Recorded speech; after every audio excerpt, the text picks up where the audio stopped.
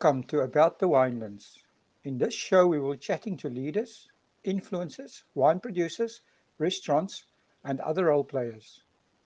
Tune in every Wednesday, Friday, and Sunday for your latest episodes. You will find us on YouTube, Facebook, Instagram TV, Spotify, Apple Podcast, and Google Podcast.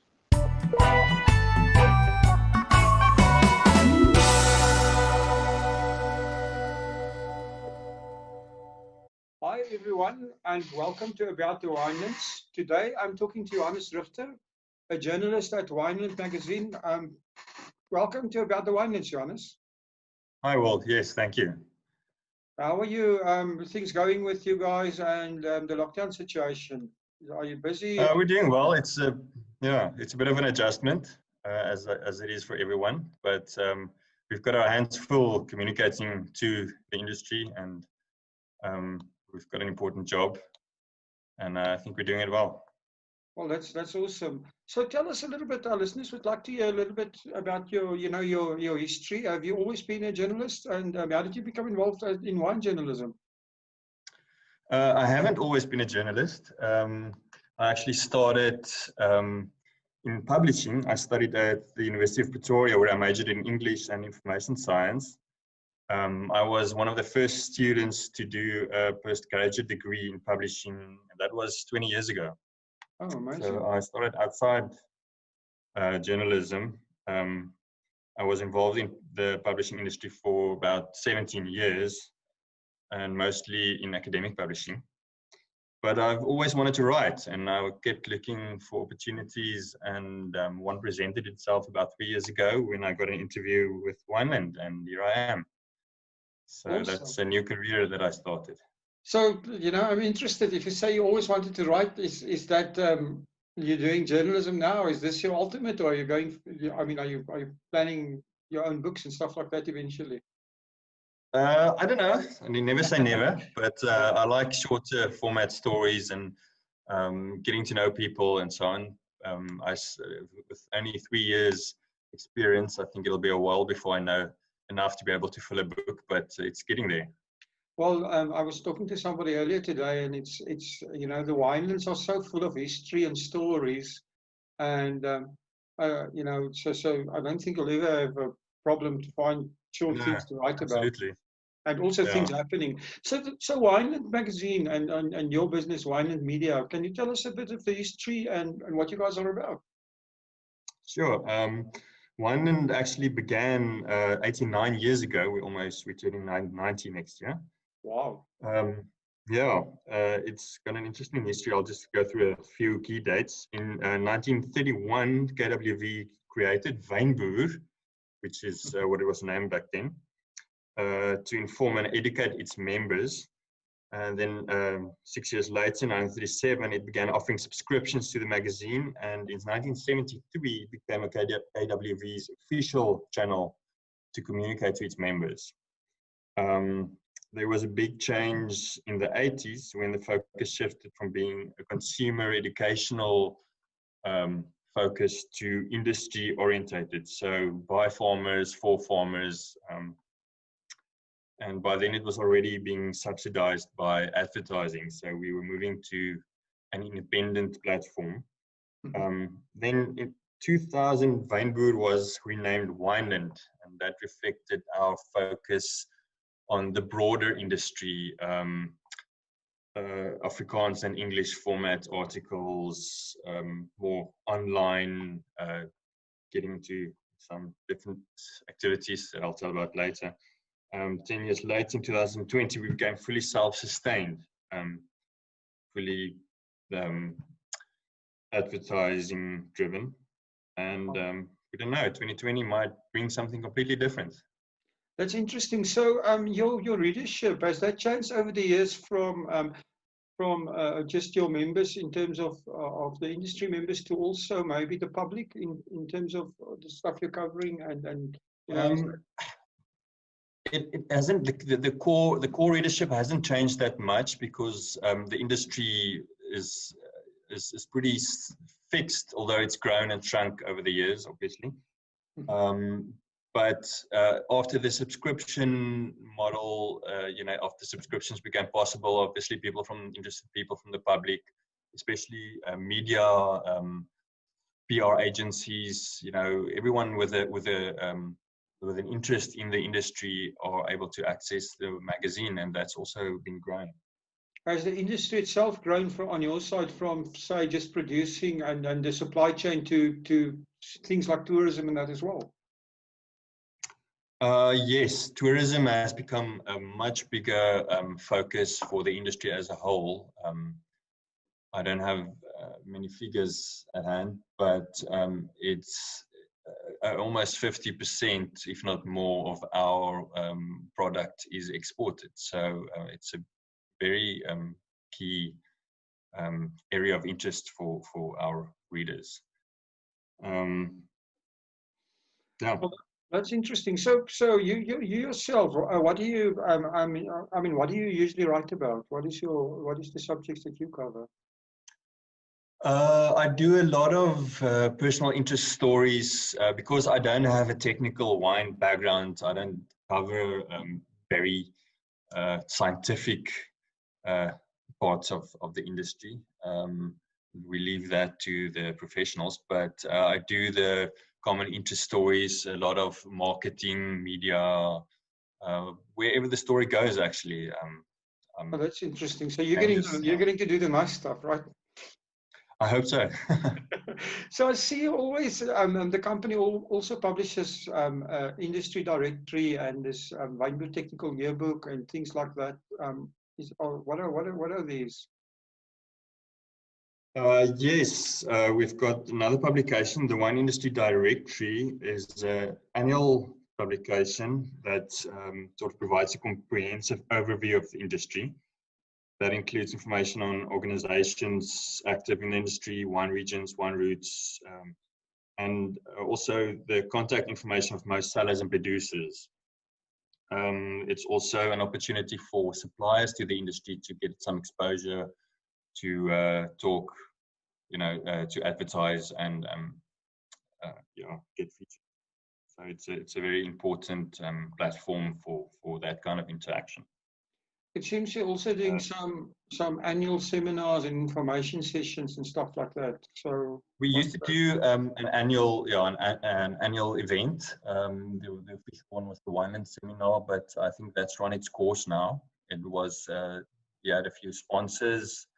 I don't know if that's going to change or if we're making plans, but it's run its course. We've done some informal sessions. The rootstock sessions also ran for a while. But yeah, at the moment we're shifting towards video production. In fact, we've got a video producer and providing some services in that regard. I was thinking about that, I'm thinking, the Winelands itself leans itself so much more to graphics and video and stuff like that. Yeah. And I think the stories to be told and also from a marketing point of view, storytelling is the thing. Yeah, that's what we're good at and what we'd like to focus on. Okay, that's interesting. So yeah, so that is that something that you're going to develop more in future then as well? Of course. It'll probably expand. The future is a little bit uncertain at the moment, but we'd like to focus on that. I see on your website that you promote events for WinPro. Are you guys? How are you affiliated with WinPro? And are these events? Do you promote other events as well, or only basically? Not really. No, we don't rely a lot on event promotion and so on. That's not really our game. I think our affiliation with WinPro is sort of a formal affiliation. Partly because of our history with KWB, out of which WinPro grew. Mm-hmm. They've taken us under their wing, but we're not really WinPro's mouthpiece. We're more the mouthpiece of the industry, although WinPro is obviously a big part of that. I see. Okay. Yeah, we work very closely together. We also share the same office space. Oh, I see. Okay. So are you, in terms of subscription, are there still subscription options available then for your magazine? Although you said you're moving away to advertising based? Are there still subscription options, and what are they? No, that's a subscription is probably the core. Okay. Our magazine is part of Vinpro membership, so all the wine stylists, producers, and stakeholders who are Vinpro members or automatically are subscribed already. Okay. And then subscriptions are open to anybody who is interested, really. I can tell you about that if you're interested.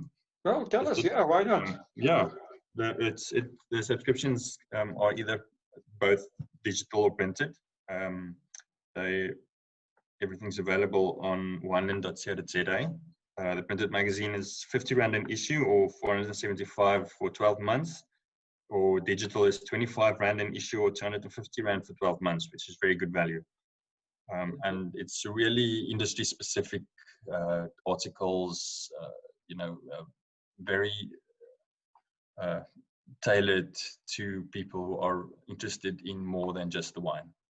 Do you find that people are moving to digital reading of your actual magazine? Is that shift happening? Less so. It's growing, but less so. I think because of the core subscription model. The people who get it, they prefer the physical magazine. It's a beautiful magazine. They display it as well, right? Yeah, it looks good in your display. People drive around with it. They use it as reference in the vineyards, even. So the physical product is still very important to us, and I think it will remain that way. Yeah, I can see that. So, in terms of advertising, I mean, if advertisers listening to this, who would be who's your advertising market? Who would be a advertiser? What would that advertiser look like? And I mean, your demographics, like you explained, are mainly the absolutely. Advertisers are mostly service providers and people all along the value chain of the wine industry. Obviously, it's really not limited to wine. Everything that goes into vineyard, cellars, logistics. There are so many aspects to the production of wine, and so the magazine is really a platform for suppliers to expose their products to the industry. I would assume also the financial services industry, right? Absolutely, yeah. We've got financial, legal services. It's a big industry in South Africa, and everybody has a stake in it, especially in the Western Cape. What about international advertisers? Is that something that you can still grow, or is that something that's happening already? It does to an extent. It depends on whether they sell their products in South Africa, usually through agents, but absolutely all the big ones. I don't know, I don't want to mention the names. I might exclude some important ones, but all the big international players are all have a stake in South Africa. Yeah, absolutely. So that gives you a nice, almost a permanent base of advertisers as well, because because of your subscription model, it really entrenches you into the system. Do you have any competition? It does. Yeah. Are there anybody that's really competing with you? Should I ask the question? Not at the same level.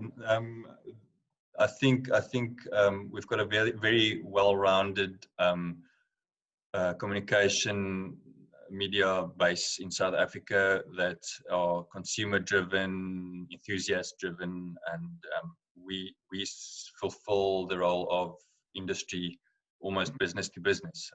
And I don't think there's anybody else playing that field. Awesome. I see that on your webpage you have created a COVID-19 portal, specifically I think to help your readers and whoever's reading your stuff online to get more information. Can you tell us a bit more about what you created there? Yeah, it's become a very important channel. I think if COVID has proven one thing, it's the importance of clear and trustworthy communication. And also, we're very close to the coalface. With our relationship with Vinpro and all the stakeholders who are directly engaging with government, we're the first people to get the news, and we want to be the first to share it. We consider ourselves to be the mouthpiece of the wine industry. And as the only channel with equal access to all branches of the industry, we have a mandate to keep everyone up to date. The COVID portal is a direct result of that. So it quickly became a primary source of information for the wine industry. We already registered 46,000 visits in April, so it's really become a big source of information. So is this interactive? In other words, what I'm getting to is it's not just from your side that you're providing information. Can people that read it also contact you and ask you to do things on it, or is it a one-way information system? Well, no, obviously they can contact us either through advertising. I think it's a very good advertising space at the moment. People are visiting it from all over.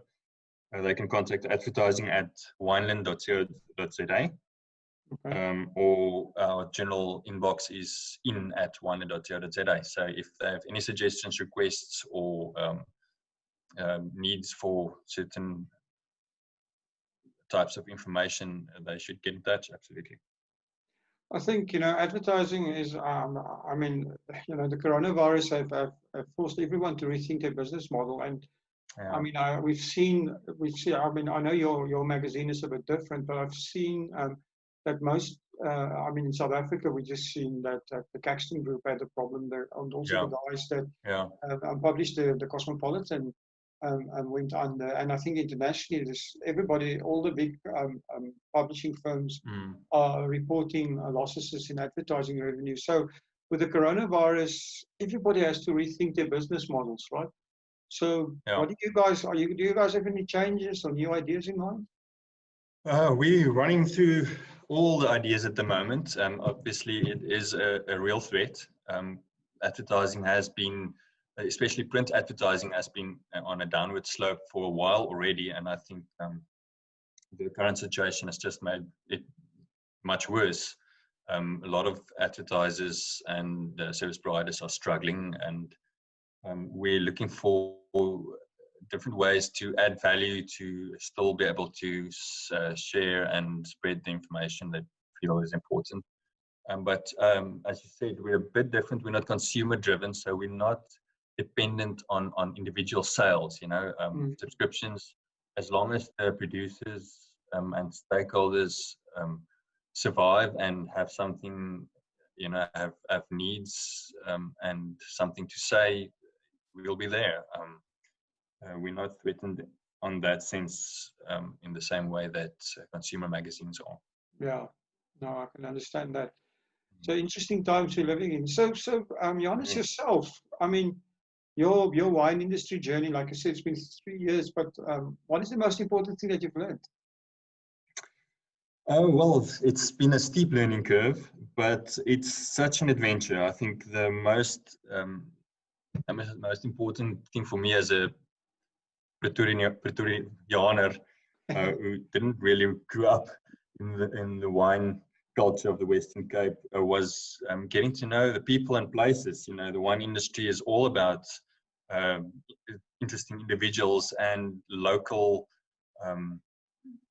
vineyards, terroir, interesting places, and visiting them, being able to see and speak to these people has really aided and enhanced my enjoyment of wine as a product.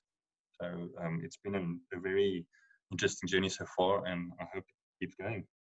Well, it amazed me in the last few years how the wine industry grew, right? I mean, we now even have production in KwaZulu-Natal. Do you get to travel a bit to other places besides, your core in the Western Cape? We do. We make an effort to visit these places. I've been up north to Olifantsrivier and those kinds of regions that people don't normally associate with wine. But they're big. They do a lot of exports. They've struggled in the drought. They have stories that need to be told. So it was a privilege getting to know those people. And everywhere else, we do a monthly series. It's a bit on hold now that we was able to travel, but the Districtblik is a sort of an overview of all the wine regions in the country, and we make an effort to go out and meet people and speak to them and tell their stories. That's been very interesting. I was just wondering, do you guys do any collaboration with international media or magazines to get the South African wine story, or maybe things that happens in the industry out, or is that not something that There's a lot of communication. We tell each other stories. We obviously watch what they're doing, look for best practices.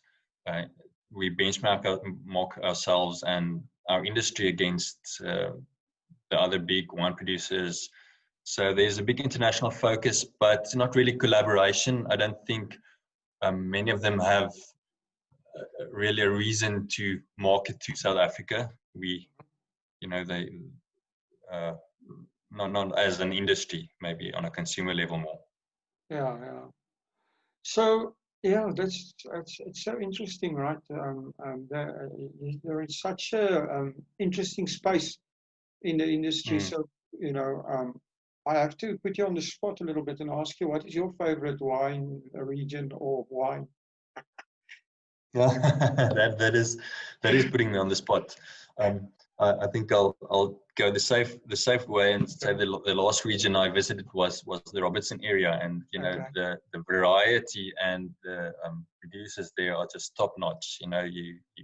I didn't know much about them before, and now I've got a whole collection of wines from that region, and I'm just enjoying all of it. Okay, well, that's interesting. So, Johannes, your own, you have to give us your own wine quote or your favorite wine quote. Sure. My quote would be, "Don't wait for the stars to align before you drink your best wine." They're there to be enjoyed, and especially as we're locked at home, you're tempted to just stay with the cheaper ones, but dig into the cellar and take out some of your better wines. Enjoy them. I think that's what I would suggest. And I think the biggest lesson everyone has learned to actually stock up. You never know what can happen in future. You never know what will happen. By now, you never know. So, Johannes, if somebody wants to get hold of you, want to subscribe, or want to do advertising, how do they get hold of you? How do they get hold of you guys? They can contact our advertising manager, Tanya Matthijssen. She's at advertising@wineland.co.za, or they can contact her on 072 132 4120. Yeah. And yourself, if a wine producer or somebody sitting out there that's thinking, I haven't been focused what do they need to do to get your attention to come to the area and to write something about them? Contact us. They can contact me personally, Johannes at wineland.co.za. Invite me for a visit. I'd love to come tell your story. Okay, excellent. Do I have to bribe you with a glass of wine? Please don't bribe me, but my cellar is running empty. Right, I understand that one. Johannes, thank you very, very much. I appreciate your time. I know you guys are busy. You guys are still working flat out, right? We're working. We just came into the office for a big meeting today, respecting physical distancing, but most of us are working from home. Yeah. Yeah, I would expect that you guys can actually work from home quite effectively, I would assume. Yeah, it's a benefit of the type of work we do. Johannes, I appreciate your time and thank you for chatting to us. It's been my pleasure. Thank you, Will. Thank you for supporting our show. If you would like to get more exposure for your business, please have a look at our sponsorship options. Thanks again for supporting About the Winelands.